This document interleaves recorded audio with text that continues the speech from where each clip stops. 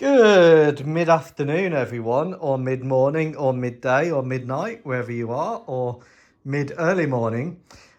Anyway, I wanted to do a video for the tankers amongst us, or those that like tanking. Sounds a bit dodgy, but it relates, of course, to armoured warfare. So what do we have here? Well, we have 3 levels of Malagasy what-if armoured forces. Starting with the light expeditionary, the MEF, which is this line here. And this is effectively an infantry platoon with an armoured troop. And as you go up the scales, literally, you get to the heavier end of the spectrum, which is, of course, the Merkavas and the Namers.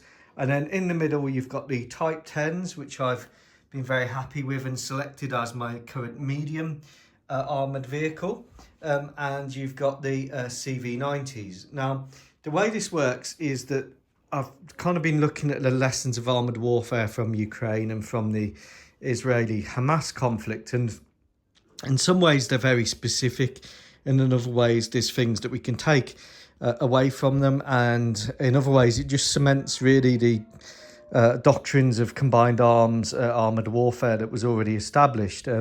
Really, at the lowest level, you need to be operating tanks with infantry as standard, with support from artillery. But what I kind of think is also extremely necessary now is having your engineers integrated at the lowest level, maximising the use of armoured protection systems, and making sure that you've got a good mix of strategically mobile and tactically mobile formations. So the way this works in the Malagasy world is it works on ratios. So for every 1 heavy unit, there'll be 3 medium units and 6 light screening units, which make up the bulk of the Malagasy Expeditionary Force, bolstered by the mediums. The heavies are only used really for home defence and for if they are breaching a heavily mined, heavily fortified area or working within IED belts. So for every 1 Merkava, you'll have 6 Centauros, etc. And there's not a lot of Merkavas, there's perhaps 30 in active operational service. So you can see how the force is then scaled up. So your first level is your rapid deployment forces, which are your Centauros, backed up with high mobility excavators, boxers here with active protection, Fush with a dozer blade, boxer carrying infantry, and then importantly, to protect against drones, the formations are all equipped with air defences and anti-drone warfare capabilities. They can bring some supplies. So aside from ammunition and fuel, petrol or lubricants, they are self-sufficient for 48 hours. When you throw in the mediums, you're still maintaining the mobility because you've got like the Type 10, which is very mobile, even in the Lancer 4 configuration with the mine roller. Then you've got the M9 Ace, again a very mobile system, and the mobility is retained. Now, the idea of these systems is that they also bring recovery vehicles or engineering vehicles to recover and keep the formation moving. So you've got Centauro, armoured recovery vehicle, you've got the M88A1 there, all for the weight classifications going up to the BV410, tracked with tracked and wheeled with wheeled. Ambulance there, boxer ambulance, here you've got the BV41S ambulance, and the idea is that the formations can operate as a platoon, reinforced with the troop, with the engineer assets, so they can maintain their mobility and they can keep going, they can dig in when they need to, they can breach, and they can split. So you would have some of the vehicles providing overwatch, and of course they've got the ability to go and protect themselves against mine belts, IED belts, same with the CV90s here and the Type 10. So you can do your operations with tanks in overwatch. The overwatch of the LKV-91 here, which is a CV90 anti-aircraft and anti-drone system, and you can have those sat back protecting the formation in an overwatch position as it goes and takes on the enemy. Now, you don't want to assemble lots of forces en masse because they can become easy targets for enemy artillery. So the idea is that these formations operate quite in a dispersed manner, come together to take their objectives, and then go back to a more dispersed manner.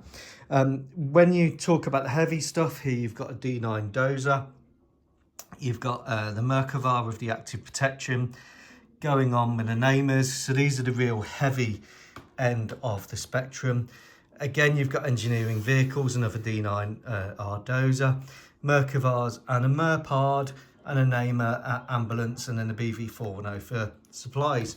So you're retaining that ability in-house, if you like, in the lowest level, to have tactical firepower dominance, whilst also remaining mobile and able to operate in a range of environments. So say the light screening forces have enveloped and isolated the enemy, the medium forces have put in some assaults, but there's a very tough urban street environment you've got to go into to get rid of, say, a terrorist hideout. Then that's where you'd then bring in the heavies, with the dozers, with the ability to go into those difficult urban environments and clear the way. Now, the whole idea of these formations is, you wouldn't think my son's got a chest infection today, but he has.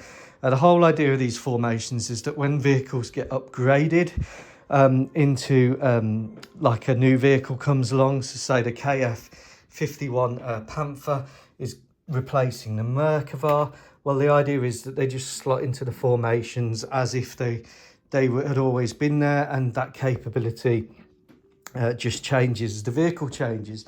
So, for example, if the Centauro 120 is selected, again, that will just slot in, or a box of CRV.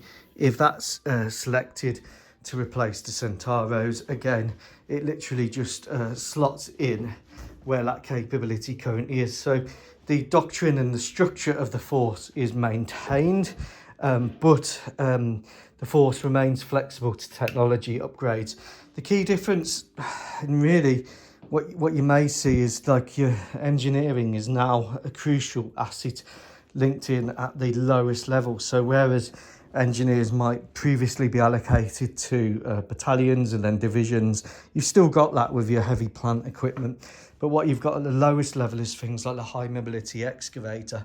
So even this light screening formation can dig in, can clear objectives and can protect itself, because not only can these clear IED belts just by removing the soil, they can dig the formation in, which gives you extra protection against drones.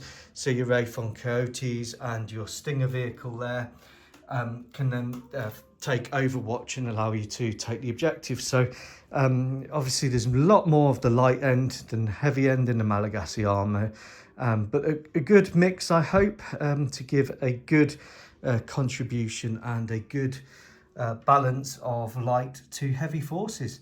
Let me know what you think, and take care. I now need to clear the table. Bye.